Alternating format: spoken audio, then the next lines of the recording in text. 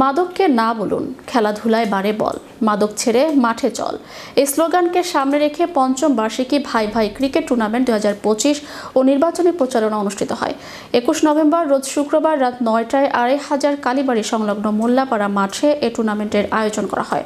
নারায়ণগঞ্জ জেলা ছাত্রদলের সাবেক সাধারণ সম্পাদক মোহাম্মদ এপি রমজান হোসেনের আয়োজনে অনুষ্ঠিত এ খেলায় 3 নং ওয়ার্ডের সাবেক মেম্বার মোহাম্মদ তাহের আলীর সভাপতিত্বে প্রধান অতিথি হিসেবে উপস্থিত ছিলেন বাংলাদেশ জাতীয়তাবাদী দল ঢাকা বিভাগের সহ সাংগঠনিক সম্পাদক নজরুল ইসলাম আজাদ।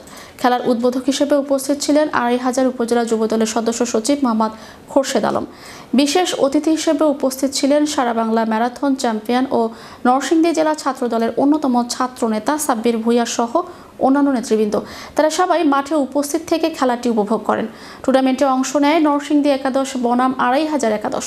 আয়োজক মোহাম্মদ এপি রমজান হোসেন বলেন, আগামী জাতীয় নির্বাচনে ধানের শীষের মনোনীত প্রার্থী নজরুল ইসলাম আজাদ ভাইকে এমপি করতে আপনারা সবাই ধানের শীষের পক্ষে কাজ করবেন।